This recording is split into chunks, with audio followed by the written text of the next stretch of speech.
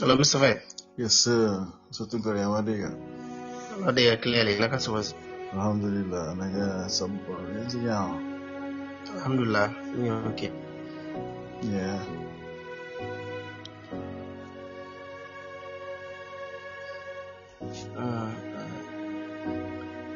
Mr. Kante. Wani gudi nawe.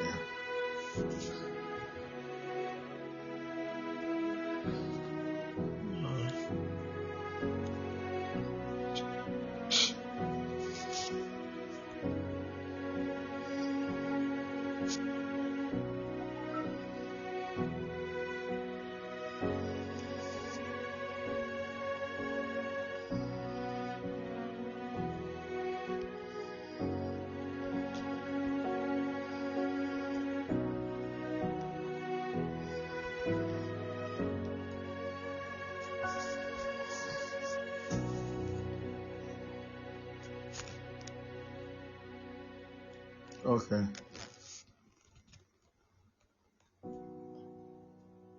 Senegal man is stable, huh? Yeah, for now, I'm stable. Sometimes go about Fonega. You guys in wireless bit of the oftentimes more on. Okay. Naga Mr. Camara. Said me fine.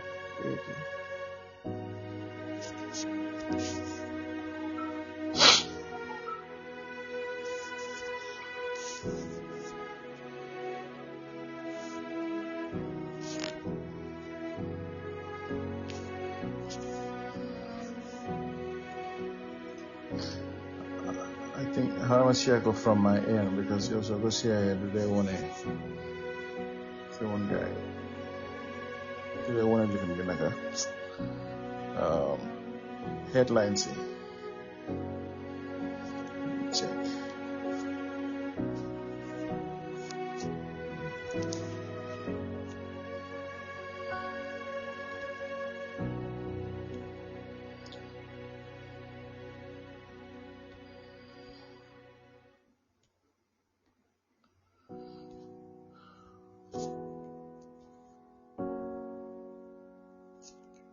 Good morning, Mr. Baggy. Good morning, Mr. Baggy.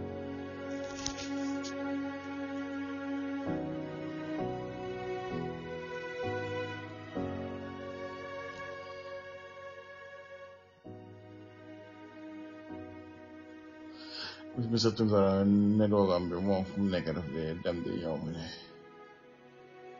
surtout Mr. Tunkara yaa ngi dégg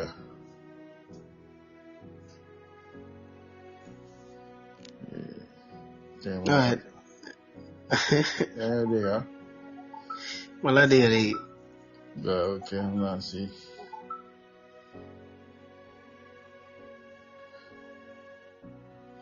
muna you start.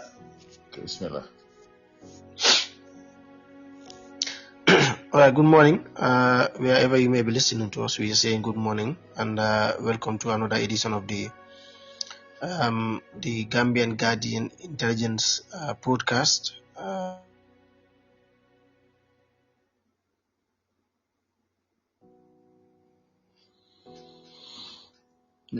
tey moom nga garaaw de ko Wi-Fi am bi My network might not be that strong, so ñu ngi jégalu si fànn boobu waaye ñu leen di dalal si jàmm di wala ñu ñëw dellusiwaat Mr. Faye maa ngi lay nuyu di la dalal si programme bi. jërëjëf Mr. Tunkara ak ñu nekk di déglu right now maa ngi leen nuyu di la ziyaare la. Welcome to the program. Thank you so very much. Bu ko defee rek mbokk yi ñu dugg ci li nga xam ne nag moom moo nekk li programme bi comme ni ma ko waxee tey dimanche ñaar fukki fan ak ñaar ci weeru June atum 2025 ñu bëggoon a waxtaanee nag tey lu aju ci wàllu mbiri kii di brigadier Yaya Dramé kàddu yi nga xam ne nag wax na ko di ñeex wàllu loyalty mu ne daal loyalty is paramount in our career development maanaam daal ñoom si seen jaar-jaar loyalty daf si am solo bu baax a baax loyalty boobu tamit lan la miin ci li nga xam ne nag moom moo nekkal di nguur gi constitution bi ak political leadership bi moom mooy pour nga perform sa duty si fekk doo ragal waaye tamit da ngay sóoraale li nga xam ne nag moom moo nekk ci kanam li nga xam ne nag yoon kàddu yooyu nag kii di Yaya Dramé Brigadier Dramé ma laajte woon la nag Mr Faye yow lan moo nekk sa xalaat ci wax yooyu nga xam ne moom wax na ko. Well, jërëjëf Mr Tunkara dafa daw yaram. The country is sinking. I believe Mr Kante dugasi na but dafa daw yaram trop parce que the country is sinking because soo gisee ma wax loolu mooy ne for a military officer heads of military ñoo xam ne ñoo bokk si seen management team yi mu laa wax ne to be loyal to a political leadership. That is sad. It is really sad. Mola one last time bi mo doon wax ne ñi seen academy bi dañ jee programme guy instead of new loyal to just the constitution and the program guy new loyal to this political leadership because at the end of the day so the constitution wax nga yep right but they just had to put the political leadership to dogo gannaaw this person so ñu they create these dictators su ñëwee ñu wax naan jaar na fii jaar na fale so xoolee suñ military bi nu moo demee nii right now clearly xamuñ the meaning of being loyal to leadership lii moo waral even suñ justice minister bi suñ defense minister bi suñ interior minister bi waxuma la rek ñëw dem di wane seen bopp si political rally waaye di ñu ngi sol aso bi so they don't even respect our people. Loyalty, on another hand, I mean, you have to earn it. The military forces should be loyal to the state or to the people. I mean, to the political leadership, but then the political leadership is not loyal to them. You know, waaw amuñ xaalis pour jox leen bagages yi nii which is a constitutional mandate by the way to provide the tools that they need and equipment that they need for them to properly serve the Gambian people. So this loyalty issue here, they don't even know ñoom seen loyalty from like that. So su waxoon ne rek they should be loyal to the constitution because who are the constitution? Yo, me, the political leadership, UDP, everybody in the Gambia. So why law the guy they want to add political leadership for Namalullah to understand? And this is a problem. This is really a problem, definitely. So Babala Conte, do you have a caller or is this Mr. Kante? Mr. Kante, more do you say?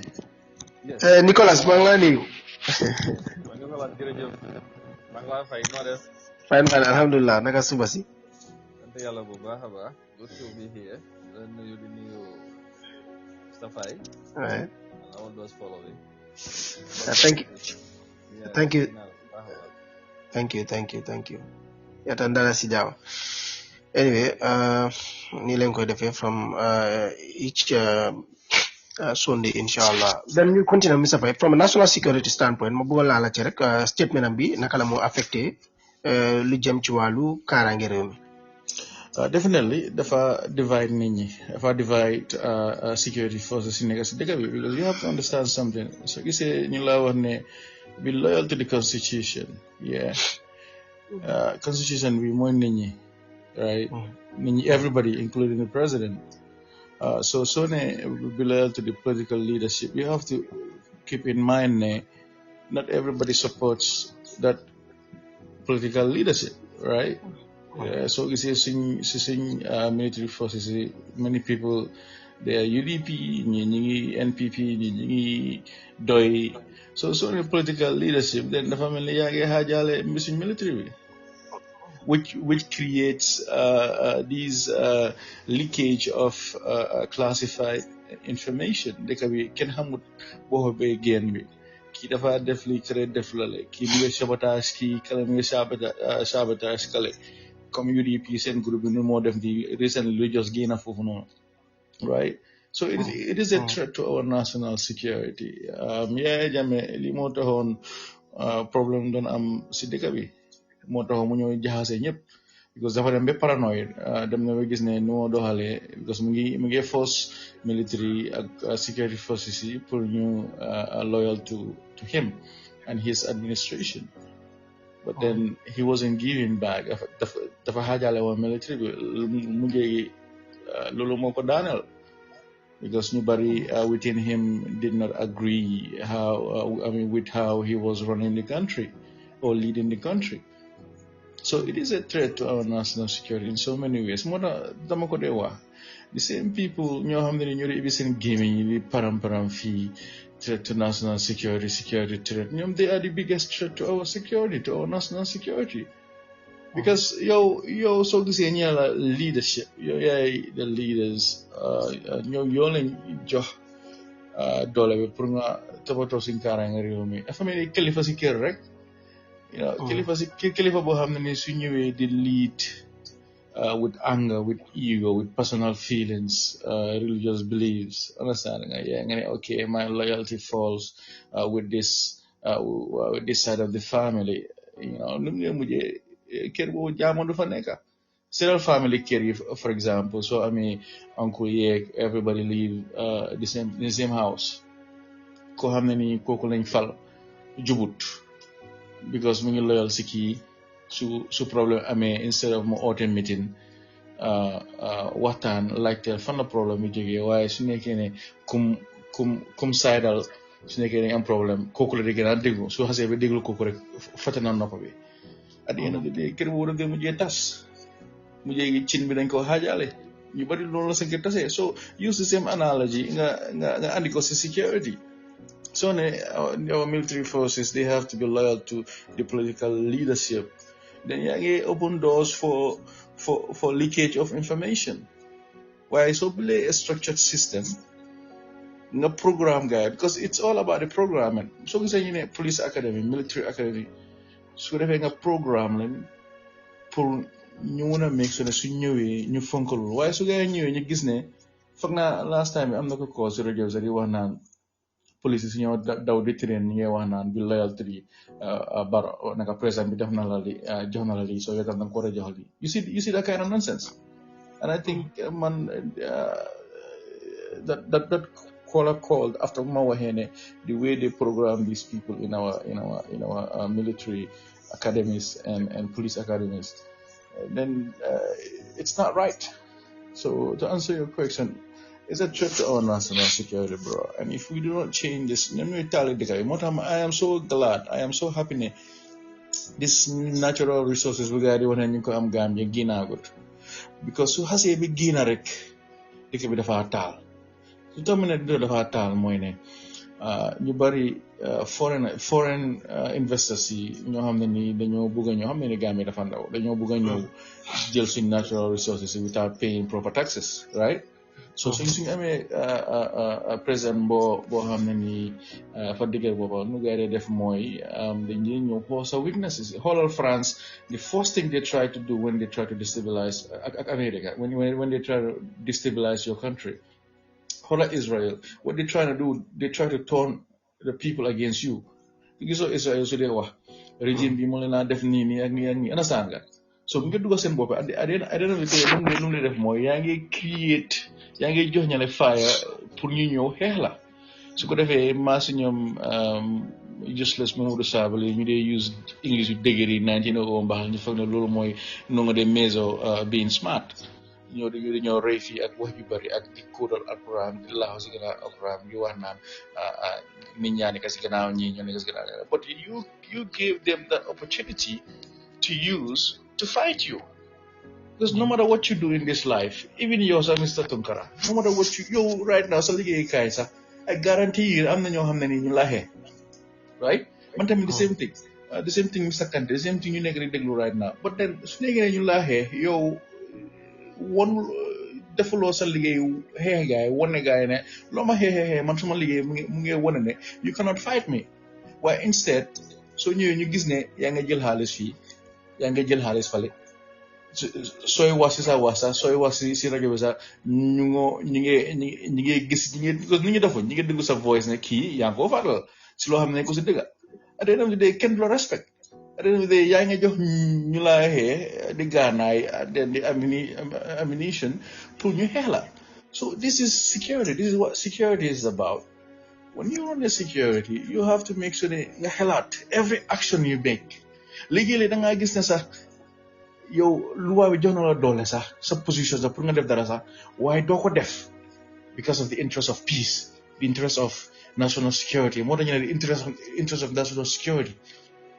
Trump for example mu ngi xaajaale Amérique yi xool Amérique mu ngi taal ba léegi mu ngi wax naan July 4 buy ñëw nii dañoo protest parade bu mu defoon kenn showed up ñu waroon a show up yëpp ñu ngi protest loolu kan moo ko create because dafa ñëw mu ngi abuse dooleem mu foog ne everything is about doole waaye xamul ne yow loo am doole there is always a door lii laa bëgg a suñ security forces you understand there is always a door, Mr. Tunkara. So it is a threat to our national security, and if we do not stand up for this, yes, if we do not stand up for what's right to protect the interests of our children and generations to come, you know what I pay, right? This is nonsense. How can you tell the military forces that you should be loyal to the political leadership? For what? And our constitution is covered. So they don't know their jobs.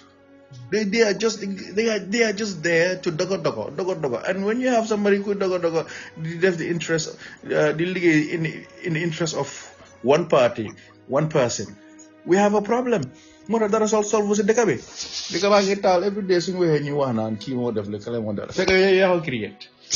And most of them are political appointees in the Gambia. So many times, so they Nikila Fal Koku, political mu falla. Yow da nga de sorale koko almost every time. And I think lolu mo dal ñu bari ci Gambia. Exactly, and they always use that. Like Sidi Ndiaye always use that nonsense. Ku nekk waaw si xam nga waaji soo deful li fi loyalty moo la may place so liggéey la may place so da nga gis ne léegi nga ñëw sa gis ko xam ne mu ngi def liggéeyam nga jël ko yóbbu ko si àll bi because of the fact that he or she is doing the right thing. Which is illegal, by the way. That is illegal. You cannot do that. Even the CDS is appointed by the president, so he have to serve the interest of the president. Or then go politically, then go because even for example, CDS has to cooperate with CDI. Otherwise, then it becomes a problem for him. Mota suñ mëndee programme ma dee commencé ñu dee jaay seen ngor ngir xaalis ak place because we have good people, we have great people in the country. You would be surprised ñoo xam ne ñun suñ security forces ak suñ government bi ñoo xam ne you cannot buy them. They value their dignity because all they think about is their children. Bro, you cannot force loyalty, you cannot force respect. Like I always give example man suma booba soo gisee tey man suma jabar lu mu am andi ko si man mënu na ko nuba because man lu ma am andi ko su nekkoon ne man tey lu ma am andi ko wala lu ma la wax su gisee ne su ne li la bëgg ma jox ko excuse waaye mu gis maa ngi jënd nonsensical stuff out there da pare muy gis ne maa ngi may nit ñi xaalis di samba ala is that person gonna be ever loyal to me? No. It's just like how they treat in the military. You cannot tell people you have to be loyal to me, but you're not loyal to me. So, from a financial, correct. Like a Malekaza, man makora topoto, makora bay. But then what about all the money coming to the country? All the donations coming to the country? Everything, when it comes to politics, halis amna. But when it comes to the security of the nation, you complain. It is nonsense. So, Amadou, do you think si sa seetlu si politique yi Gambia ak si wàllu security like in any way possible CDS Momod Cham dina def loo xam ne du ne président bi wala wax statement boo xam ne dafay tax ba dañoo am doubt si his loyalty to the president considering ñun suñu situation bi nu mel ci Gambia. jërëjëf Omar I think loolu la ci bu am solo la right boo dégloo Emerald lu mu wax basically nga xam ne as yow tamit ni nga ko waxee the CDS is appointed by the president so loolu rek foog naa ne means a lot to him personally pour mu xam ne moo doxale because ñoom seen dafa nekk use phone am la headphones phone am si boy rajo bi Mike ndamun baax na waaw loo nekk use headphones waaw headphone laa nekk waaw mën ngaa ñëw closer because daa ngi sori tuuti ok naka léegi ndax baax na exactly so waaw li ma doon wax rek mooy waaw mu ngi père ba léegi mu ngi noise waaw mu ngi interfere am na si boori loo nekk or something I can move a bit and see waaw ma location bi léegi baax na waaw ok waaw yeah li ma doon wax rek mooy comme ni nga ko waxee CDS ñëpp xam nañ ne président moom moo ko tànn and te loolu it's an open secret ñun su ñoo doxal sometime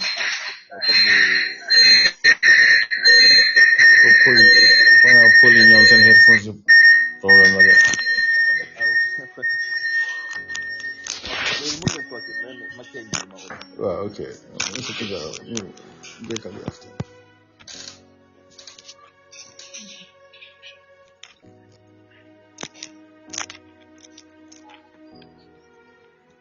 yes hello waaw am nañu wax mu réglé li fi naan waaw mën na ngeen consider daal fekkee maa ngi indi ne wala maa ngi baax léegi yaa ngi baax léegi yaa ngi ok all right that's good so as li ma wax rek mooy CDS président moo koy tànn comme ni ko nu moo tànnee the other team chiefs si dëkk bi and mostly lii dafa consider lot dañoo consider sa moo loyal président Kante foog nga jege sa either microphone bi or something like that pour mu mun a leer bu baax because dafa mel ni danga ko sori o volume baa ngi xaw a low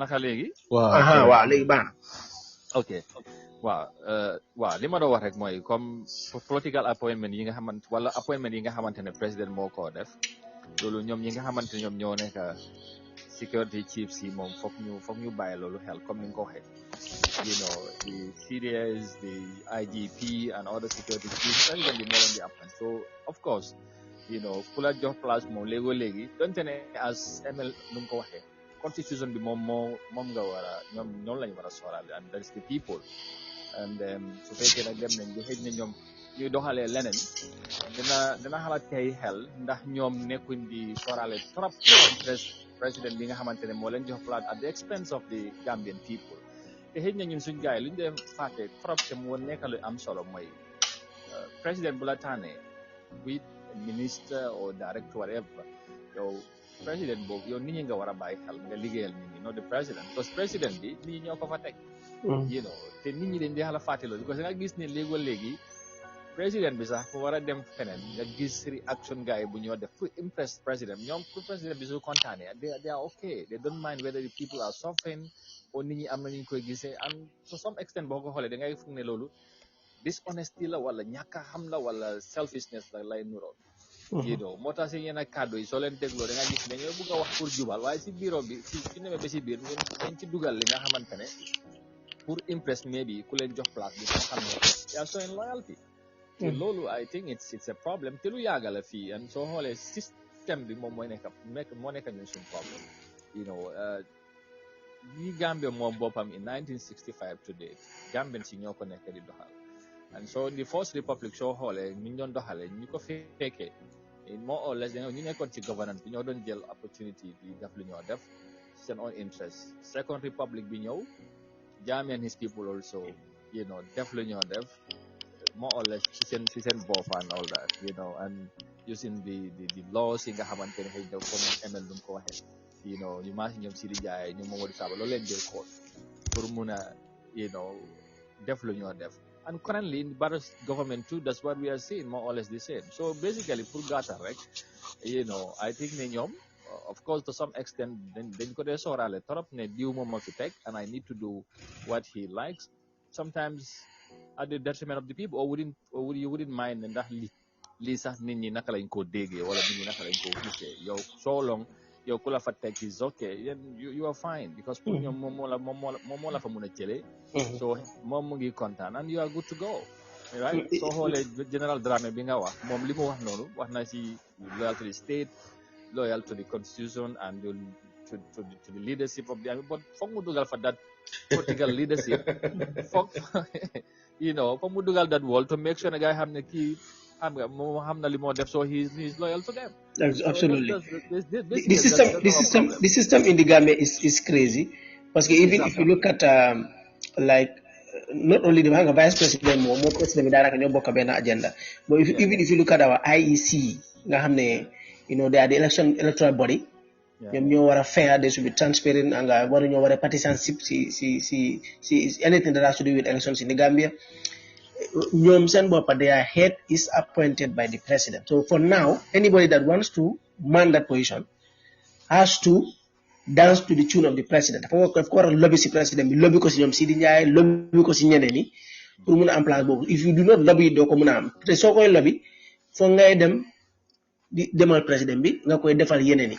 I just want to tell you, compare ñaari place like the CDS ak for example place yi melni place bu mag bu melni Speaker of the National Assembly ak place bu mag bu melni being the chairman of the Independent Electoral Commission.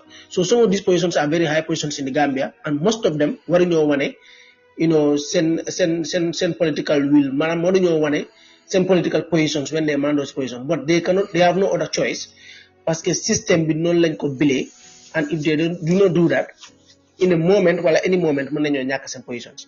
Yeah, absolutely. Yeah. ML da nga bëgg a ñëw? Yeah, definitely. Another thing tamit ñoom système yi yaay bu mu doon def mooy dafa def ñoo xam ne nii mosu ñoo gëm ne nañ fa nekka. Exactly. So why xam ne loolu tamit it could backfire to them, because if man su ma la jëlee Amadou comme let's just say tey yow Omar ak Mr Camara xamu leen liggéey journalist ñun ñu ne dañoo liggéey ak yéen, right? So ma andi leen. So clearly ñun suñu def liggéey bu baax, let's just say maybe ñu ne naa fay. So ñun suñu def liggéey bu baax keneen jógee si state bi ñëw fay leen, xam nga da nga naa jaay soobe. So loolu mu ngi xew if si journalist seen journalism industry sax. So da nga gis ne moo tax su nekkee da nga xosu sa liggéey nga def sa liggéey, soo la gisee yéen man déglu naa journalist yu bari, soo la gisee yéen kenn yabul leen kenn ñëwuta wax leen because yéen da ngeen gëm seen boppa, da ngeen wax ne man lii la am pour liggéey, su ma jaayee suma ngor si lii naka laay dundalee suma njaboot, naka laay dundalee suma boppa. soo jëlee nit teg ko foofu noonu koo xam ne xamul liggéey bi, yow nga yaakaar kii mun naa koo contrôle, waaye xamul na tamit at some point su demee rata la di la rata ba meew yow ba sa meew bi jee dafa uti beneen meew. So si insecurity moo dee waral nit ñi foofu leen dee jaaree pour get to you. Xoolal great leaders yu ngee daaneel yëpp ñoom Sankara si kuñ jaaree du xaritam bi. So da ngaa gis ne it brings me back to the being mentally independent. Tamit is very important. Nekku si suñ security bi rek ak suñ government bi, da ngaa gis ne si suñ family bi sax most people 99% of Gambians they are not mentally independent. So if you're not mentally and psychologically independent, num dee mujjee mooy every Dick and Harry moo ñëw bokk sa sëy.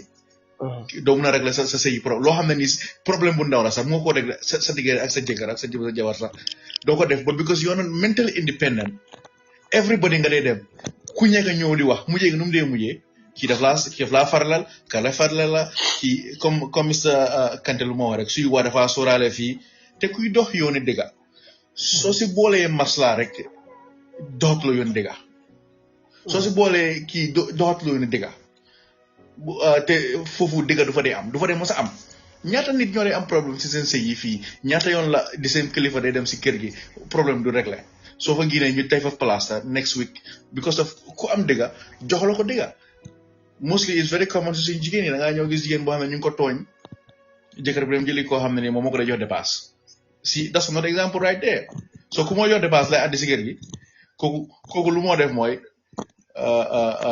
ñoo wax lu intérêt jëkkër bi because jëkkër bi boo ko jox dépasse you see the problem so it's not the people working in the government it's the mindset of the Gambian people léegi-léeg nga gis koo xam ne ni soo gisee tey ñu bari ñu am métier in the Gambia mënuñu succeed si métier boobu noonu because let's say da ngaa ñëw am métier let's say fita bi nga gis ku ñëw wàcc andi moto bu tooy yow di first thing li nga xalaat mooy xaaral ma jox ko deal defal ko free su ko defee su ma amee problème mu régler ma ko you see that mindset right there but instead of yow nga charge ko loo koo charge soo ko jox deal nga jox ko deal nga charge ko soo ko caayee regularly nga charge ko loo koo charge reasonably eventually kooku yow mun ngaa ñëw ba ëpp ko xaalis as a matter of fact yoo xamuloo nag kooku moto mu andi noonu ndax moo ko moom na de ko yónnee mu ngi ko jaay or something but you just have to have that mindset ne xaaral ma defal ko deal su ko defee su ma amee problème ma lifin ko soo demee am problème nag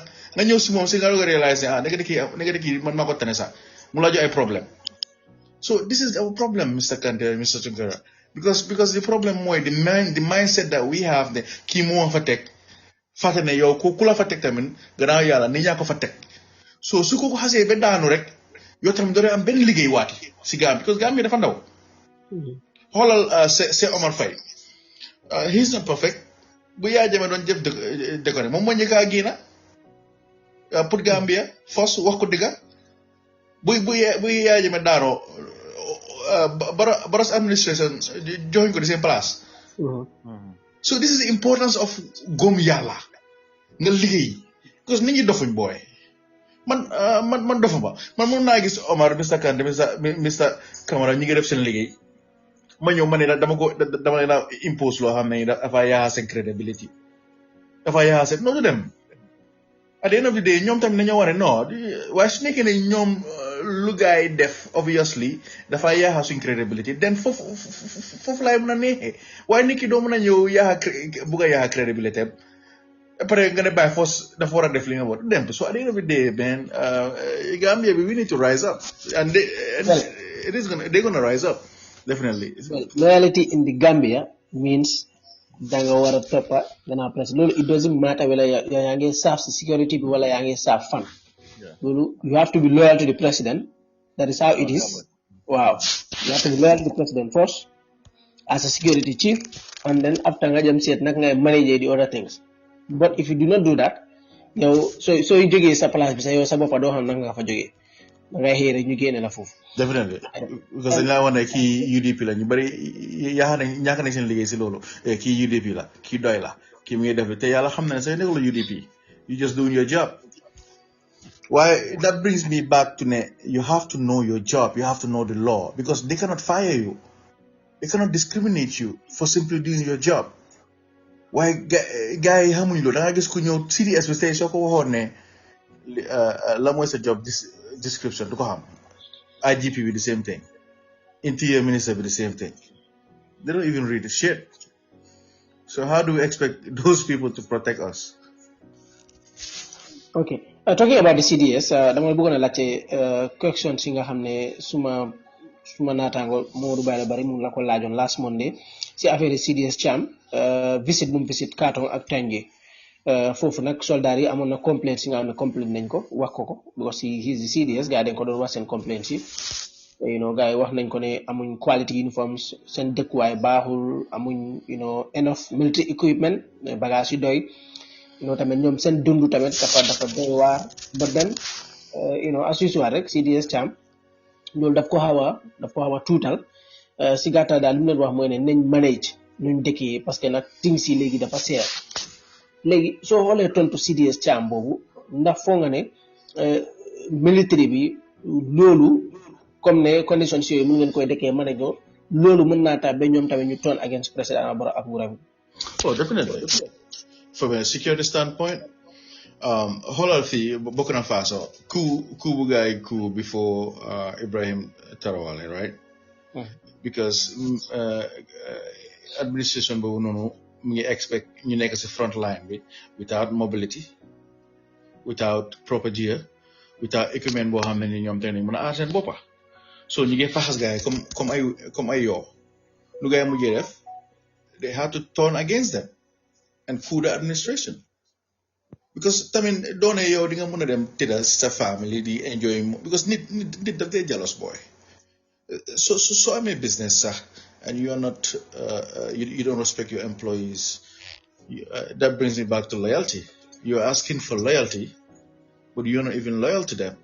You ngay gis ne yow political bureaus yi yaa leen a modernize and everything. Ci yàlla xam na ne yéen a ngi dugal seen loxo yi si koppari Gambie nga ne ñi ngeen a nax nga ñëw nga ne mu leen a build police station. To police station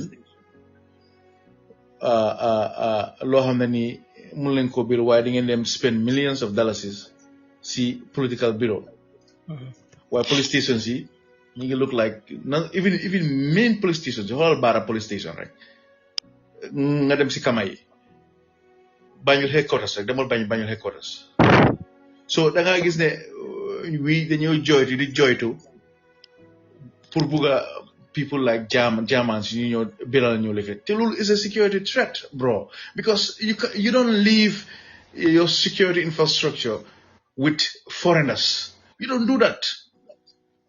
Especially command center you guys want it because they are so excited to get a permit or you definitely collaboration. Collaboration more young and you definitely because you have example bohamne man mono start small business bi ko xamne ni ñoo jëgé di same town mu amé na truck bu em ni rek gaay fi dañ ko daan aba man dama day ñëw mané ko né how much sa truck bi su ma ko bëggé ren we kind of related in fact mané ko né sa truck bi ñaara nga ko renté because so gisé man ma ko def lo dama doon protect suma future security ci business bi da gisé tay suma xolé muna ko charge duma nekk fo di wax naan waa kii maa ko ekkati fii si niki bul just toppa ne free security, that's how security works. Bul toppa sa bànneex rek ne it's good today because suñ la bilalee police station your police like for example suñ Sadara Karaba conference bi fi ni waxoon naa ko fi there's a higher probability it's compromised yow Chinese buñ ko doon bil dem loo inspect because government institution soo ko bil you have to have special team from dot to dot. You inspect every cable before duga, every lamp before every camera before duga. So look what I'm doing because there are electrical lines you have many that are under radio frequency, which means that it could be built within the walls for to listen, and not only that, I mean. Ventilation bi mun nañ fa plan gas chamber boo xam ne ni ñu ko parel for years. Let's just say I keep telling them let's just say China mu ngi am fii naka China mu ngi bugg a influence Sénégal xam na ne Sénégal government dañ digger mun loo infiltrate gars yi OIC bi ñañoo dee ñëw du dëkk yi so su ñoo ñëwee si dëkk bi soo gisee wifi soo duggee foofu rek wifi bi nga dee mën a use because wifi bi soo xasee bi connect rek they can have access to your phone. They can be in China and have access. They can even be in the embassy. They have an embassy here. They can have a command center in there. Because lolu moy di proposal embassy ñu bari di am embassy si dëkk yi pour mun am teel am access pour figure out sa dëkk nag fa dëkk la fa demee set seen weaknesses. They could do that, get a new phone, look for compromising photos or whatever, use blackmail la nga ñëw jaay sa dëkk. So moo tax suñu OIC bi ñu bari ñëwuñ because of the security structure bu nekk suñu dëkk. So at the end of the day, so hey officers in it, I think I remember that video. So hey officers in it, wow, you see that car, you get $40,000. Manage land, uniform you na sol manage land. But then you gis President Barrow mu ngi build protocol bureaus everywhere. You gis OIC moto yu noonu ñaata la woon sa benn bu ne ñaata la 1 million xaw ma I 11, I think it's 11. But wow, so 11 million bu nonu mun loko am si at least te nga am 11 million bu nga because non nga def do de jëna yépp at once da nga jëna bena nga liggéey dëkk bi nga am tax def nga jëlaat di jëdaan benen eventually dafa yaaga ñun ñëm naka lañ commencé comme lu ma jëss wax ni dama commencé rent truck right amoo njëgi truck ma jëss commencé ma liggéey jëna truck ma liggéeyaat jënaat.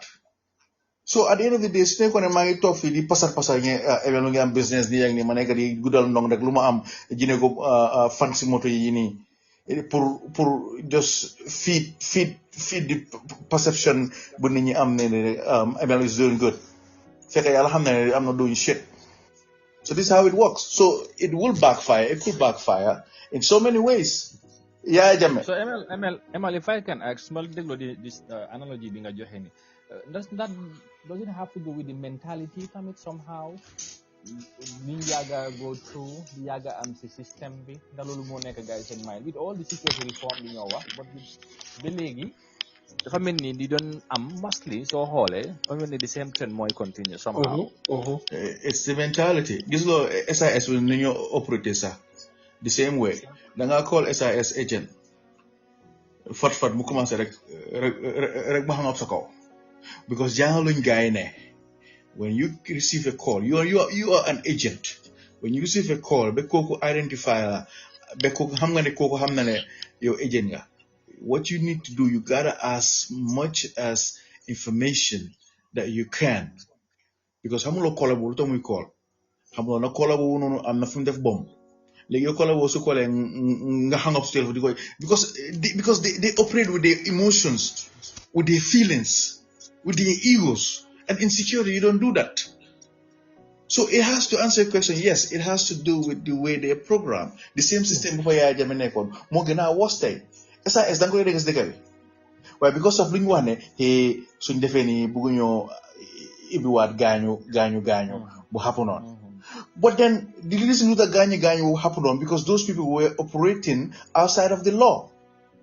But you can gain back that control legally and lawfully. You can legally, lawfully control the country. They don't know that. But you see the mindset that brings me. If you want to connect the mindset, I mean, you see right there. You want to hear bugunyo definitely come IGP bi su gaay mi defé nonsense. Wa dahanako wa hanga sumako ware yubuwa true living dafa am ñam family. Then what are you doing? You're not operating within the lines of our laws. But then kuma mo amon day su defé dara all of a sudden nga ñëw di tough.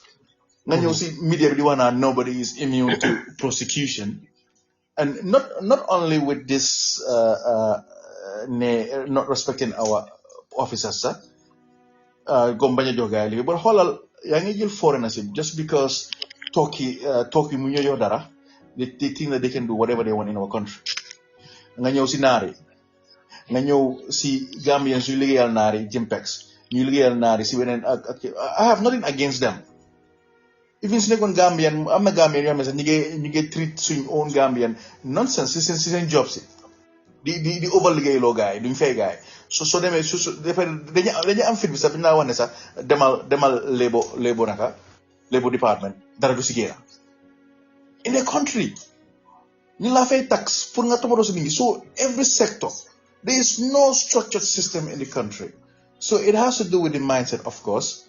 But then it will backfire. Duñ ko dee xam bem late su ñëwee ñu ne waaw comme mass ñoom again this nonsense Mamadou Sabally ñoom Imam Babali di wax naan ñu nekk Europe ñoo nekk di susuxal yow tey if you good to me nit ñëw susuxal ma we have had examples suma yena liggéeykaay ñu ñëw buñ amee problème kenn si gaay ñu ma boole woon naa ñoom ñu ñëw first time ñu ne ko kii dafa baax ñu ñëw di ko wax you see what I'm saying I think Mr. Tunkara yow Mr. Kamara yéen a ko doon witness somewhere so you use all that example su denkoon ne man I was bad dafa easy pour kooku dugal si boppi kooku du dëgga waaw so this is how security works ni nga ñëw si nit nga ñëw si jabar ni nga ne ko yow sa jëkkër bugul la nobul la but yow xam nga ne yow sa jëkkër o sa jabar si biir néeg bi mun laa toppatoo nice mun la protect everywhere dafa wax ne non man suma jëkkër melu nii waaye léegi su nekkee yow sa jëkkër boobu mu ngi si biir yow di njaalo nag you are playing with your own security because yow sa noon mi ngi gis ne yaa ngi njaaloo mu ngi yaaga nopp sa jabar mu ngi yaaga nopp sa jëkkër dafa ñëw di la wax ne waxoon naa ko kii nii la mel ne la mel mu wax la evidence bi wala nataali and everything léegi yow naka ngaa ñëwee intoon di wax naan nit ñaa ko nekk di susuxal because yaa leen jox luñ ko susuxal so Ami right now which brings me back to the same I'm saying all this to connect it to how these people could turn against Barrow Masingam Yaya Jammeh ñoo xam ne they still have interest they know how the Gambia military works their mind set dafa ñëw kuupal gars yi loo xam ne ni nekkul defaral gars yi time boobu jongul la si naka la doon contrôler gars yi avant yoo gars yi benn 2000 fii 3000 fii extra yow sa sare li nga am wala ma ñëw réal leen benn nak you see how it works so they don't understand that whatever they're doing right now it will backfire because Ami yi suñ gisee ne ñoom seen famille pour ñu am passe sax pour dem seen kër sa problème la sax yow ñuy gis ne yaa ngi dawal moto yi yaa jëne moo taxoon mu ku yow doon nga ay ku génne nguuri Jawara because dañ sonn di gis seen doom yi barely dross sax duñ ko am lu ñoo broso sax duñ ko am lekka problème la yow ñu ngi gis yow sa doom yi ñu ngi dem Europe di jàngi America ñu la an yëpp yaa ngi yónnee gars yi si suñ booda si booy yusu si suñu yenn booda si areas yi Ami yi fuñ dee fanaan sa yaram dafa daw sax yow kooku du benn dee du xëy suba turn against you su nit ñëwee jox ko loo xam ne nii mun na seen njëriñ boppam njëriñ si famille am they don't understand how this shit works but nañ dem rek wax naa ko gars it will come inshallah Seydou ñu ngi lay nuyu yow tamit ñu dalal la ci li nga xam ne moom mooy programme bi yaakaar naa ne am na laaj yi nga xam ne nag yow tamit am nga ko pour nga laaj ko Mr Faye bu ko defee ñu nuyu la ñu dalal. Well, thank you very much. Nuyu la nuyu Mr Faye nuyu tamit Amadou Kanté di dalal tamit ñi nekk ci plateforme bi ci programme bi every Sunday as usual comme ni ñu ko doon defee rek ak Modou Lamine Faye waxtaane nag lu aju ci kaaraange réew mi security moom is paramount réew mënta dox ci gannaaw security so security is very important loolu moo tax ñun dañ ko def suñu itte def ko suñu soxla suñu programme si on Sunday and on Monday we talk about security gis nañ ñu ngi am impact ci dëkk bi nu moo doxee ci wàllu kaaraange réew mi so definitely discussions are very interesting and then it's very educative so far ci li ma déggee ci yéen ak tamit respond li ma déggee ci Mr Modou Lamine Faye but man li ma laajte Mr Faye rek mooy ci jamono ji nga xamante ne ni police military officers yi ñu ngi doon complain anam bi nga xamante ne rek moom lañ nekk di dundee ci réew mi ci wàllu clothing ci wàllu equipment ak ci wàllu dëkkuwaay ak yeneen mbir yi ci kanamu CDS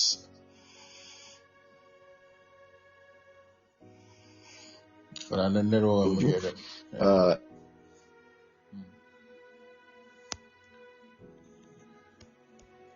complaints yi nga xam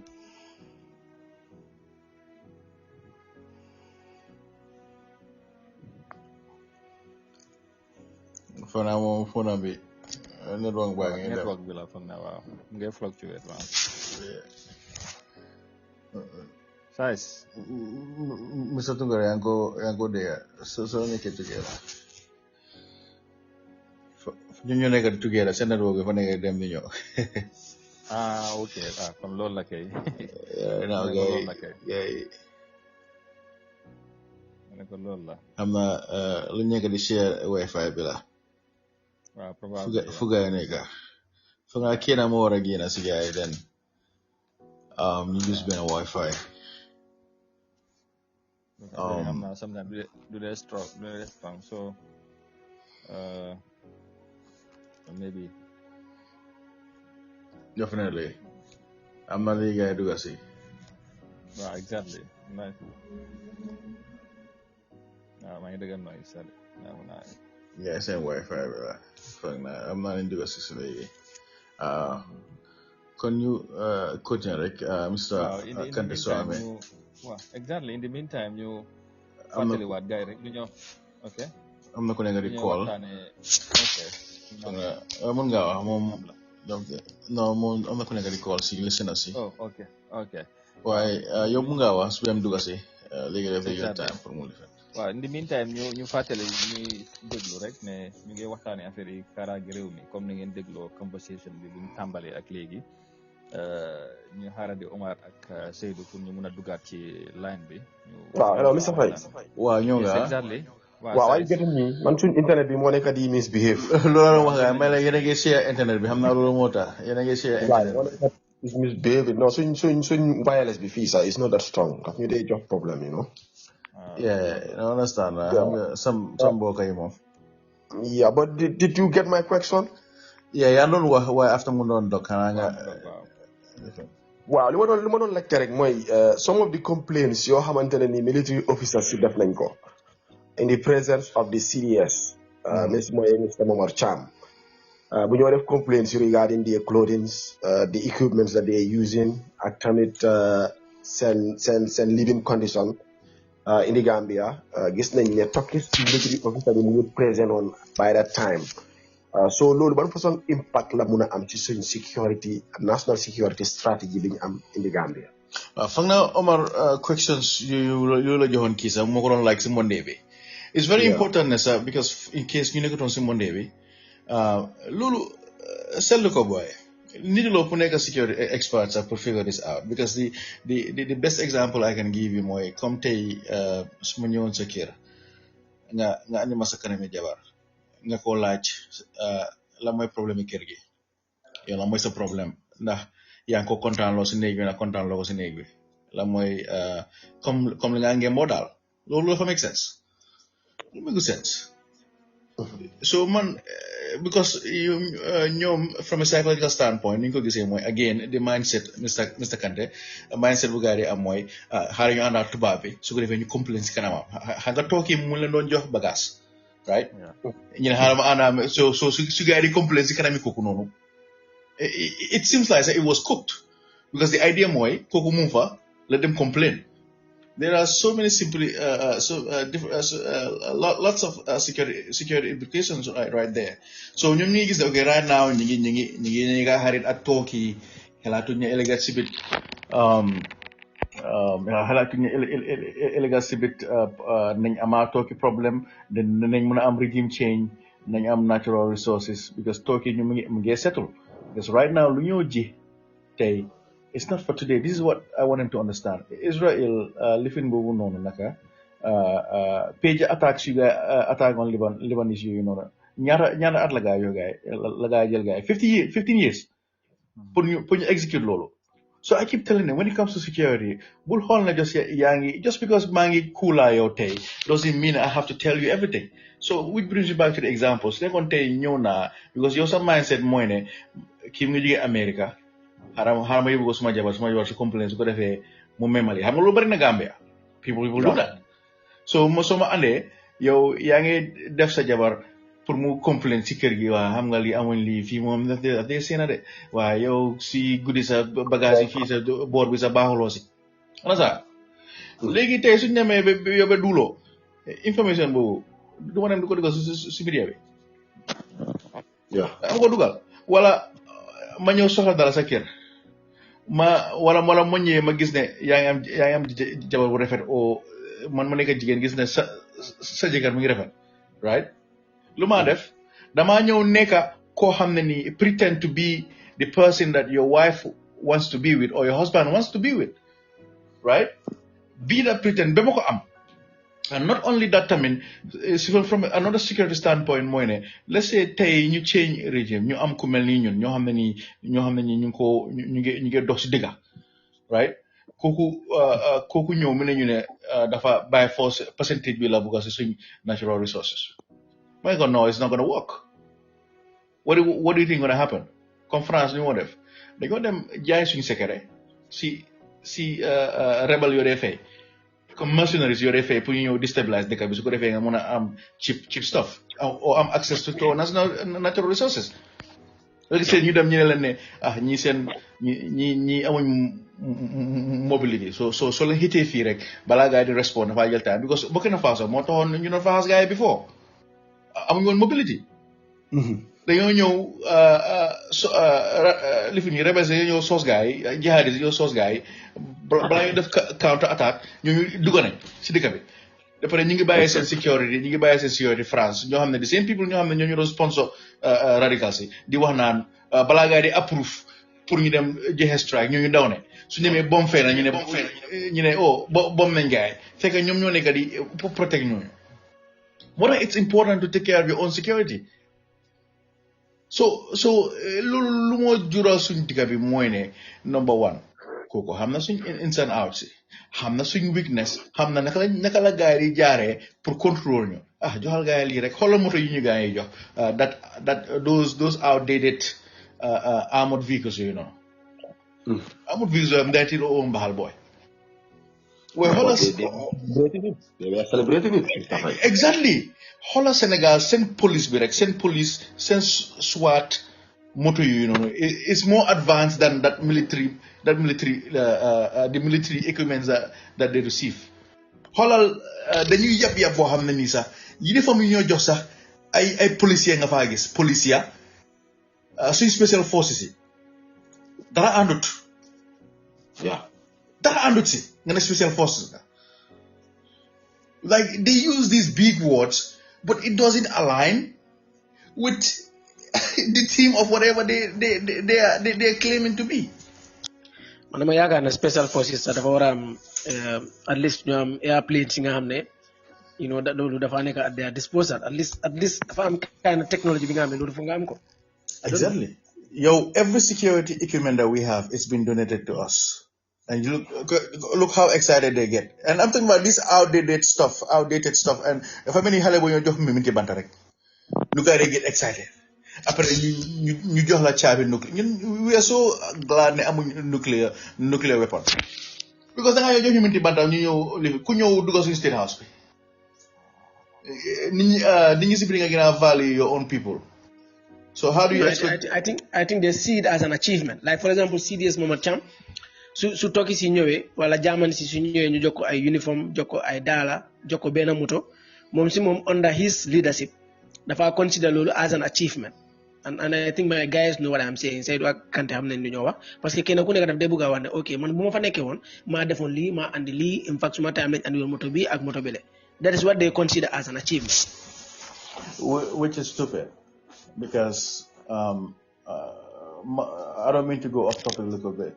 But whole system, because we're talking about the mindset, because this is our job. Our job is to want to Gambians in a swing mindset, swing change it, swing domi, am guys in Baka. Like you're so papa, come let's say, Niki papa mujudu, feka papa am sikir mamam, right? Ngujul kergip, am sa uncle ni am fi ki jel fi nga am kergip ni ko negib ni face, be hale ni la mey right? So papa ñëw tamit instead of lum am mu taraay mi ne ok xaaral ma dem at this rent fena ma starté foofu noonu once ma doomi ne it's important pour nga gaada sa njaboot you focus on your njaboot nga bilal gaay foundation yow foo am gaay continuer waaye du def loolu de lum am takkee ko jabar andi ko si family kër yi mu gën a jur rek instead of mu gën a dem toppatoo feneen mu dem si beneen side si family kër gi bil fa dara pour beneen jabaram su bu ñëwee bila beneen jabar moom la yàlla may si family bi right.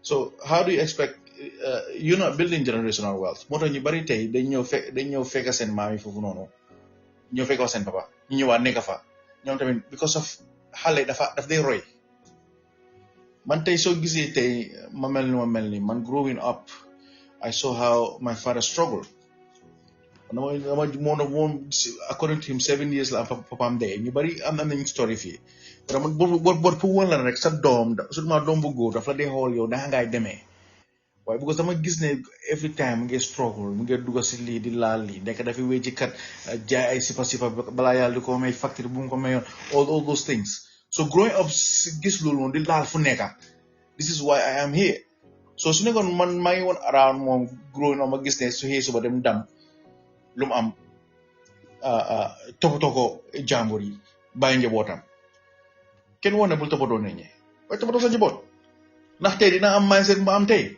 So at the end of the day, it's the mindset that we, like our children, see in us. Loolu moo tax nga gis ku mag sax muy wax naan suma fa nii la ko defee so nii laa ko defee kenn waxoon ne bul ko defee noonu kenn waxoon ne waaye at least jëlal lu baax le lu ko yow gis nga sa papa growing up nu mu ko doon defee yeneen yi nu mu ko doon affecté nga jël lu noonu nga jël lu baax li lu bon li nga tegee ko fa nga move on nga jàngal sa doom bi leneen so at the end of the day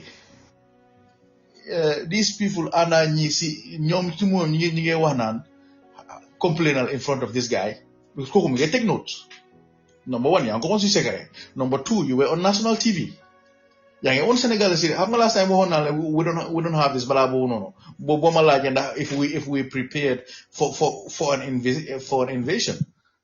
You see ñoom moom sax daf ko confirm because mu ngi wone ne we don't have mobility, we don't have correct vehicles to even not even responsible but pour them provide backup to our other officers when they're in trouble. Moto bu gaay am, it's about them di wàcce ay añ. This is sad, man.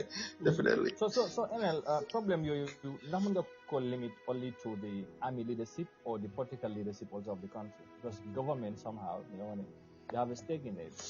For example, budget bi boo xoolee budget line bi ñoo allocate the minister of defense for the army. That also will count somehow. Exactly. Everybody has a responsibility, bro. Yo, so you say passive, is it passive government? Is it passive? Naka lañ ko waxee Sénégal. Ndax yow da nga foog ne ñooñu daf leen ne ñu ñëw def lu war. Non, ñu ko liggéey nit ñi. Because dañ gis ne suñ deful lu war, suñ gouvernement du neex. Luñ liggéey nit ñi dañ ko yàqa. Sénégal pare nañoo dee pour wax ne soo ñëwee pour not bi we have a problem soo ñëwee pour misuse suñu alal bi di def pasar di ñaa ngi sonati we have a problem right soo gisee Sénégal tey mu mel nu mel ni soo gisee even ci tubaab yi sax da nga foog ne tubaab yi daf leen neex ñuy def lu baax non di leen di hold nit ñaa leen di hold accountable. So we Gambians, we have a responsibility as it is stated in our constitution. We have a mandate to protect the constitution. Mooy ko xam ne dafa ñëw di def loo xam ne si constitution bi laaj ko boo ko change def loo xam ne mu ne li yonga la ngay def. Leadership bi tamit dañu am seen responsibility. ñu leen a toppa tamit dañu am seen responsibility. Man like for example suma regular job bi I work for the government here. Suma surgeon bi bu bëggee def loolu xam na ni favor suma family I respectfully refuse because it wasn't part of my job, right? See, because my responsibility is to show him that this is my job. As long as it's within the lines of your duties, your leadership, and my job, I will do it, right?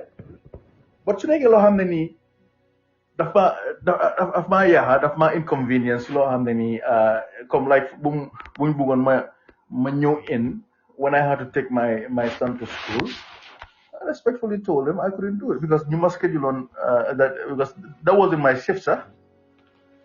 Waaye mu ngi wax di traité waaw so because si contract bi if you don't take care of a post they fine $1,000, right? Because that's how it works. They hold you accountable. So what they try to do more, they go pin ci kaw nit ñi su ko defee soo ñëwoon ñu ne no call no show, right? So they try to play that game. Man nga tubaab nu lay def rek ne waa mën nañ laa daaxa go ahead. Go ahead. It's not like because I'm arrogant. No, because you cannot threaten me for something loo xam ne nii is not within my job. Danga ma schedule that small normal schedule bi that evening la. So bëggee kañ ma ñëw kañ da nga dañoo waxtaan soo bëggee ñëwaat traite kañ we have a problem. So moo tax may la ne everybody has a responsibility. You have a responsibility. I have a responsibility. Mr. Tunkara have a responsibility. Mr. Kamara, the same thing. So su nekkee ne yow baro ñëw ne wax na la def na la lii nga ne ko non nga génn this is 21st century lu tax ñu daax la dafa bëggoon a def loolu yi mënuma ko def it's not part of my job. Like UDP right now, what's going on right now? Because of new exercise their responsibility, right?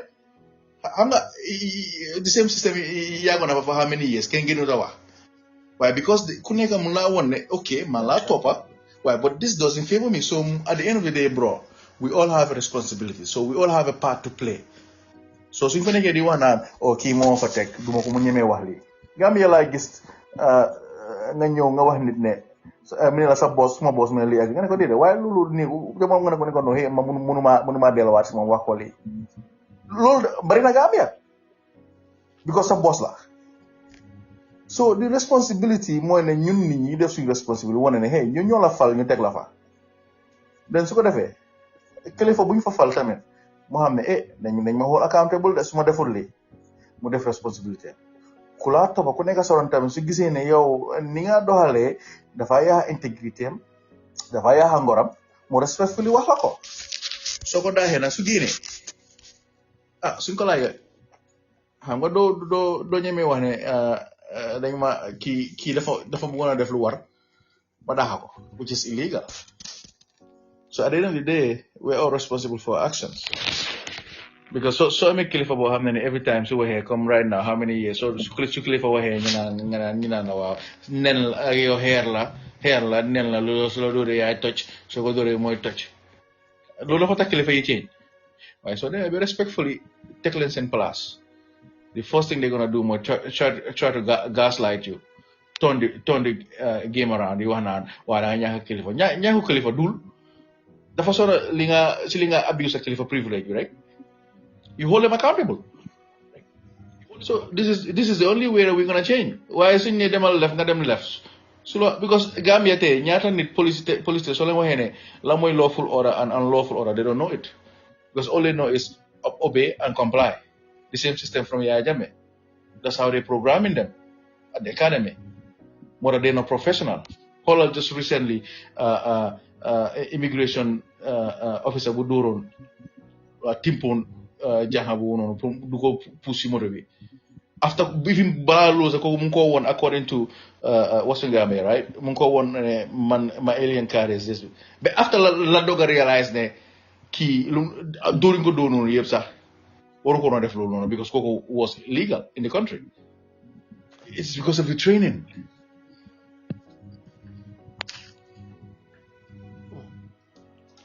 So Mr. Faye. Yes sir. leneen lu ma bëgg a laajte rek mooy ne CDS ba léegi li mu waxoon maanaam fi mu taxawoon foofu la taxaw ba léegi because ba léegi mu ngi avance ne military officers yi let them shoot to kill anyone any armed robber buñ gis mu ngi def operation to bugg a rob nit in the Gambia so lii lan nga jàngat ci kaddu CDS bi because bi mu ko waxee ñu bari dañ ko ñaawlu woon condemn ko waaye still gis nañ ne mu ngi taxaw si kaddu boobu ba léegi surtout kill when it comes to armed robbery in the Gambia. He's incompetent liggéey police la sax gis nga loi bi dafa bind si book bi nga xam ngay demee ni gis nga su nekkee yaa ngi sut si kill sax naka surtout kill sax so gisee loi bi mu laa wax everywhere when it comes to force reasonable force everywhere suñ loi book si moo tax ma la CDS soo ko waxee na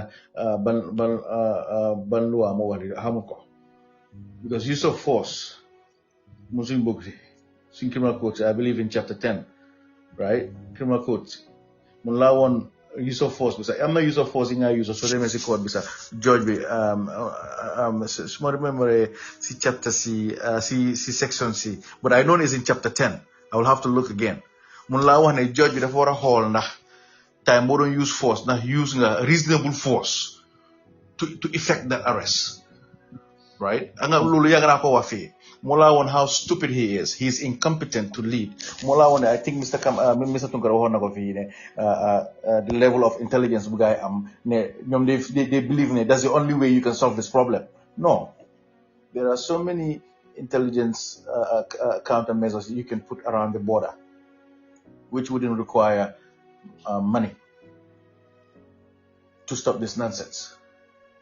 And then Luma no, he's doing it is from a psychological standpoint. When you lead with your ego and pride, you feel like I'm the CDS. Luma like that. You see, that's the attitude that he's giving. So by as hell, how much you do buy some help? But see them too late. You see how he's behaving?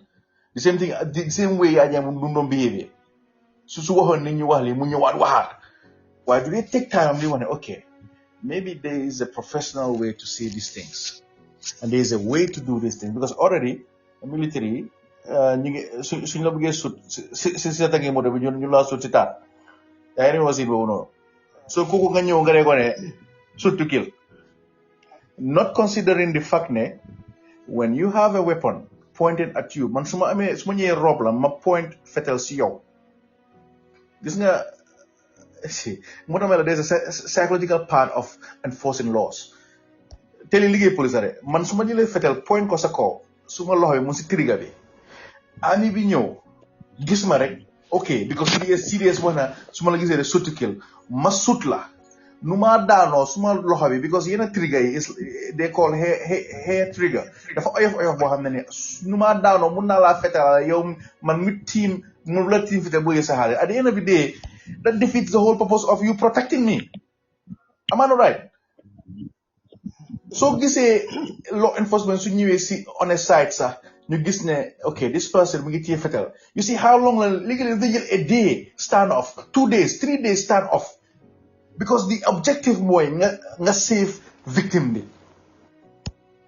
dang dee gis ñu dee waste time su nekkee ne suspect bi dafa taxaw moom kii ne téye fetal di lifi non dañ dee sos fat génn la ñu dem waaye because somebody is involved maa ngi téye fetal cartouche aim la fetal nga ne ma shoot to kill man ma shoot la because suma baaram because xam nga sooy dee sam ma susi dañ dee lifin naka shake right because suma arm bi shootee maa ngi daanu di dee suma baaram bi di shake du ma la fetal moo la won ne the level of intelligence that these people are boo tax may la ne there are so many people in our military young people young generation dañ dee koñe gaay but they are the right people for the job because all these people right here again nga jëm jël CDS boo xam ne depuis 19 mbaxal kañ la gëgëre bi fi military nga andi ko kenn waxul ne bul andi ñoo xam ne dañu am experience waaye experience tamit da ngaa train da ngaa nekk di train every time dem refresh sa yi nii because ñun man suma job sax every year dañ dem refresher soo fii la ñu daxala mooy tactical part of it everything soo fii la ñu daxala so at the end of the day lu ma wax noonu moom boo xam laa gën a dugal rek because moom suñ luwaa bi su demee joxe order boo xam ne ni xam nga la moo jëkk ñoo xam ne ni def nañ nonsense ñu yóbbu gaay tiara si gaay time baro ba léegi ñu ngi doxantu ba most of them sax bi léegi ñu si service bi because of the leader that we have the leadership that we have right now waaye soo amee the next generation coming up people like me nga am si 10 people si place boo xam ne nii dañ la hold accountable moo tax may la ne tey whatever you do be careful because things are changing so whatever order that you receive be careful amul ne comme lu gaa doon def si TRRC bi xam nga time yaa ñame you obey waruloo laajte sax that's not an excuse ñoo fi daa wax ne ignorance of the law is not an excuse I believe that's in chapter 10 in of our criminal code section 5 ignorance of the law loolu yëpp is part of being ignorant because it's not an excuse don't know wane okay CDS dama jox order shoot to kill xanaa CDS moom suñ luwaa bi da bu ñu defal suñ luwaa bi si CDS dafa nekka no that's against the law you're gonna tell people shoot to kill however mun ngaa train gaay nga wax gaay ne neutralize the threat comme man ma ñëw si lifin bi si place gis ne yaa ngi xaati jaasi te loolu da nga ko dee train bi moo tax every department dafay am SWAT team am loolu la suggestion gars yi ñu am create SWAT team boo xam ne nii dañoo constantly train like hostage rescue mission yi nii ñu ko def every day di def yenn scenarios different kind of scenarios yoo xam ne ni su xewee rek it's already there dafa mel ni football team rek xam nga soo naa play together di train every day léegi yéen a pass yéen a ko di xamante léegi yeneen situations yéen a xam naka ngeen a def ba neutralize that threat loolu amuñ loolu ni Gambia because ñu ngi xaar jaamaan si ñëw every year ñu train ñu defal ñu minimal limited training ñu jox ñu certificate oh we good ñu dem so ni nga trainer suñ nit ñi man waxuma ne warloo neutralize the threat by using deadly force soo gisee suma analysis yëpp ma dee wax naan you can use whatever force necessary including deadly force Hanga bobu ñew mané rek shoot ko kill. So whatever force necessary, it could be negotiate force. So because if you have room to negotiate, What am I lobby don't enforce with your ego and pride. You negotiate. More than you am you have been trained, the negotiators, you have been trained for psychologically because a bad guy to make sure koku but in the process of, let's just say in the process of okay, there's no way to where be mom key mom make the decision of a source because we are try different methods because jël bakkan dafa garaaw so loi bi loolu la wax su ma ñëwee tey ma gis fetel ki ci la fa may waxante moom the idea moom distract him or her try to distract him nga xam ne dina jël fetel bi move ko at least away from the person waaye su ma ñëwee nga ne ko de surtout kill again that shows you the level of intelligence that our leadership have, bro. He is incompetent, very incompetent to lead our military. They are nonsense. Kilifa yi jaka fay da nga gis noonu su ñu yagar su ñu waxee ñu wow security threat, this is a security threat when they are the biggest goddamn threat in our country.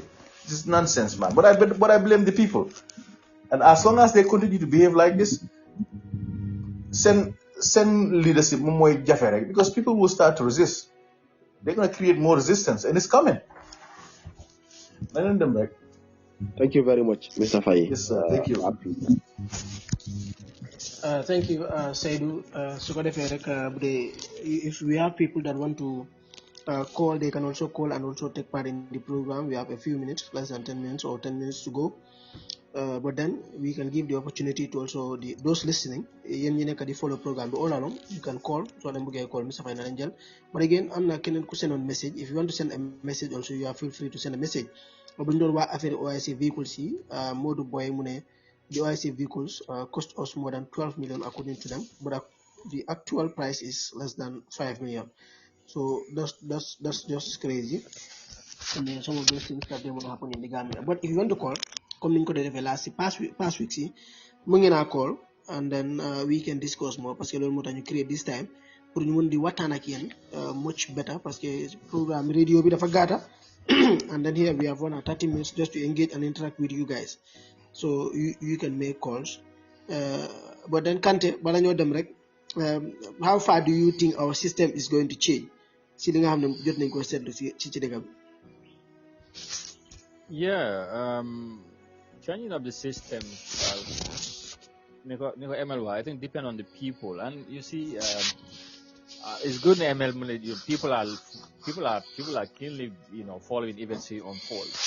The only thing lima hala jahal moy the ndax nit ñi war nañ protect the risk and the sacrifice, to make sure that some of these things, pour mu change, as apparently ñu ko nekk di waxee ni soo dégloo ML, because the lack of awareness to some level dafa xara bari si ñun suñu askan bi pour ñu understand lan mooy suñu doole lan la ñu luwaa may pour ñu mën a taxawee ko bañ a toppa rek li gars yi def rek ñu approve loolu noonu jàpp ne loolu mooy right, fekk in the extreme am na li nga xamante ne ñu ngi koo def waaye ñoom seen xalaati bopp wala seen interest rek la moo tax ñu def ko. Soo xoolee CDS bu mu waxee ni ko Saidou waxee léegi on this shoot and kill thing, you have divergent reactions.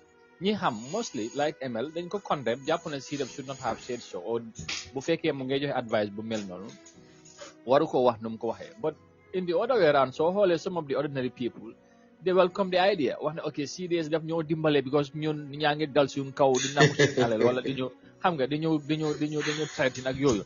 So moom people see ne appreciate daf leen fa nekkal, and to meet some extent loolu la déggaat, jàpp ne he still have that audacity pour mu mun a waxaat nit ñi man li ma wax man maa ko wax te loolu moom I still stand by my words. Waaye bu fekkoon ne reaction bi daanaka lu ëppoon ci askan bi sax dañ ne kii li moo wax waru koo wax te amul the right. Internal security is in the hands of the police. ñoom ñoo war a doxal loolu. I feel ne serious dana doon seetaat kàddu yi mu wax ba balaa ma ko doon waxaat. So generally change bi ni am xam naa ne maybe dina jël time, but eventually comme daal ni ko ML waxee it's mu ngi ñëw te xëj na soreetut because ñu ngi koy gisee si sub-regions yi Gambia is not an island so who knows if we keep this conversation going di wax ak askan bi di maax ñoom ML di ñëw di wax nit ñi di code from the law di wax ne loi bi lii la wax nit dañoo understand for example ñoom su ma ko amee suma programme bi every other programme bu waxee ba pare and you get the feedback people are listening and they're beginning to understand it. It cannot be the old same business so nit ñi have to be more proactive and be vigilant as to gars yi la ñoo def ak nu ñoo taxawee for the interest of everybody. It's important sometimes nag nit ñi dañ dee déglu waaye li nga doon wax ci affaire loi I think Gambia is not the country dëkk boo xam ne nii like we like holistically dañoo toppal li nga xam ne moom mooy loi we don't do that even our government officials don't do that. Absolutely. ñoom ñoo dee njëkk a yaaxal loi bi and that is why we find it difficult pour ñu mun a change status quo bi but then maybe as time goes on waaye man ku mel ni man I don't have hope. I believe you are trying. Honestly, I believe you are trying. If I am being honest enough, I just believe you are trying. Because what we are teaching at the moment is not what is going to change the Gambia in the near future. What like the youth, like ñun luñ gis ak xale yi nekk di dem school right now luñ nekk di gis di nekk di dox si dëkk bi. That is not what is going to change the country. Because directly ñu ngi jàngal gaay corruption, ñu ngi jàngal gaay ne soo fendu doo mun a am loo bëgg a am, soo sàccu doo mun a am loo bëgg a am. Il faut nga nekk fenkat ou sàcckat il faut nga corrupt somehow. Wow, exactly. Foo nga xam like integrity is zero. Integrity moom duñ ko dee wax loolu. Just look at our politicians for example. ñi nga xam ne we thought okay they are highly educated people. Highly educated. ñi nga xam ne ñoom ñoo war a jàngale integrity. ñoom seen bopp amatuñu benn integrity. dañoo taxaw wax lii tey ëllëg ñu taxaw def leen ba pare ñu bëgg koo defend fen si kaw loolu. So it's crazy when we have some of those people around, and most of them, they champion the fight against or the fight for youth. They champion. They defend Jeffy. So we cannot say that the new and it's not going to change the country. Man, no la No, mu ngi change. Minimum put dollar. Mu ngi change because soko hole. Xam nga before. Karanta Baji agrees with me. I myself don't have on this administration. No, understand that. Why soko selo? Mr. Tugara. Gis nga comme so hole ay Africa ñoom Mr. Kante programme yi def ne. Yaa ngi am ñoo xam ne ni they are aware su nit ñi wax loo xam ne amot ñu na challenge. Kër Fatou tamit doo gis kii ku ñëw di woy yëfi suñu économie bi waaye kale loolu la jànga mu ñëw challenge ko right fen loolu leen so it is happening maybe they need to say it in Wolof and in local languages more often comme ñun dañoo def ni suñ mondio programme bi ak fii ne right waaye it is happening though the beauty of comme fighting for what's right xoolal ñaata at ñi ngi laajte list for example boobu list boobu ñaata at ñu ko laajte génne wuñ ko within days ñu gis ne caaxaan faaxee not only dañ génne even su dee bogus list la sax according to them sax but not only that sax the pressure that they added on Barrow's administration not only that dañ may Barrow def loo xam ne nii mosuma rek moom mu def ko in Gambia bi mu toogee mu ñëw wax mu génn a wax loo xam ne ni nekkul politique mu génn a wax si address the nation loolu mosuma ko gis so moo tax moo laa won ne moo tax ma ko dee wax si rajo bi all the time ne the generation before us ñoom ay tapet lañ dañu ay munu generation laa koole ooyee gaay dañoo munu every day waa bàyyil bul wax government kenn du ko xeeb because loolu leen di ko seen boppa yi waaye ñun suñ generation ñu ngi woon gaay ne dee bi benn la da ngay nacc ñu nacc you know comme ñun bu ñu ñëwee ees nga rek dem behind the scenes waxa gaay look this is what we want this is what we can provide to take our security forces further si kanam gaay ñoo jaay dof sot ñu down everywhere I want them what you guys are doing you're creating enemy boo xam ne nekku fa because the more doors that we're going to open the more we're going to undermine you and that's exactly what's been happening and believe it or not we've been making them walk because they started to defend la moo tax su ma waxee gaay yi ñëw si rajo bi au télé bi ñu debate man lu ma fen la duñ ñëw parce que xam ne lu ñëw digga la ñun lu ñëw wax ñu ko teg si xam-xam so moo laa woon ne we forcing them to walk because so many things ñu ko def léegi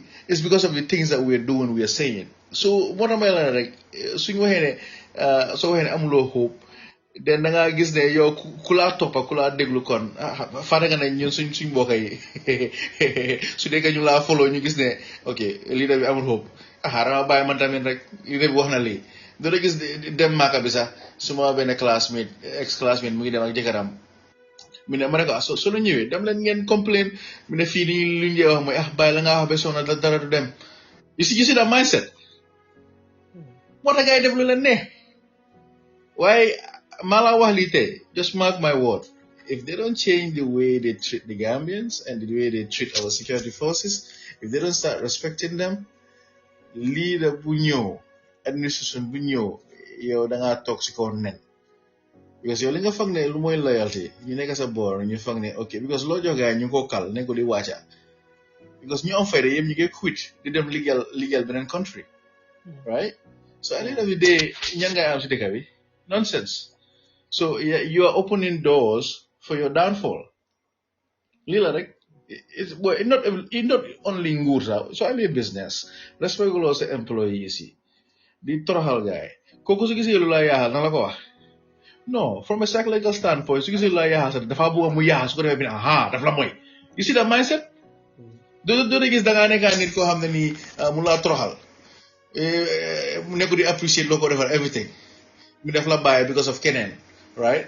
Bu bàyyi la dem si keneen fu mu foog ne kooku moo ko mën a toppatoo kooku moo am alal kooku de mu réalise ne kooku daf ko mbaamal kooku lu mu doon am daf ko doon leb nga doo gis soo gisee soo ko rombee next time nga romb ko mu ngi sona doo de wax ne loo de wax suma aha ko jaam daf ko moy so this is how it works if you don't treat your people right lu ma wax ne nekkul ne just si nguur bi la sa family everybody sa xarit sa liggéeykat yi so leen treated right this is what's gonna happen you know what's gonna fall loo foog ne ñu they have your back they don't have your back da ngaa toog benn dee rek daan fo yaa jëme la moo ko daaneel ñu foog ne own people am ñoo ko daaneel own people am close to him ñoo ko daaneel because of mindset mu amoon ne leen dem rek na ngay dof rek because man ñun su ñëwee du ñuy wax gars yi ne comme ñaan naa la ceeñal lu tax ñu laa ñaan nga ceeñ bul ceeñ nga xool naka ngay mujjee I believe that we have 2 minutes.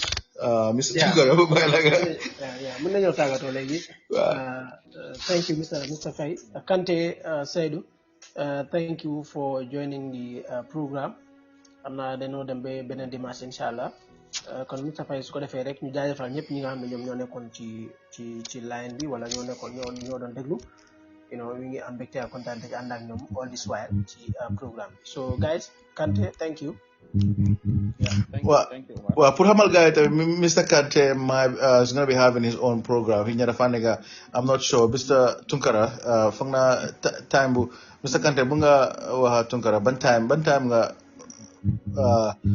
pour gars yi di la séntu eventually xam naa di ngeen ko waxtaan yaa Mr. Tunkara I believe.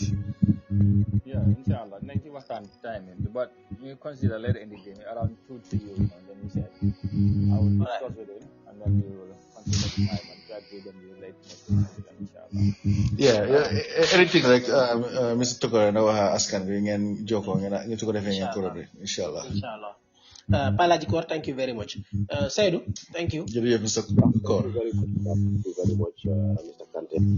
Thank you very much.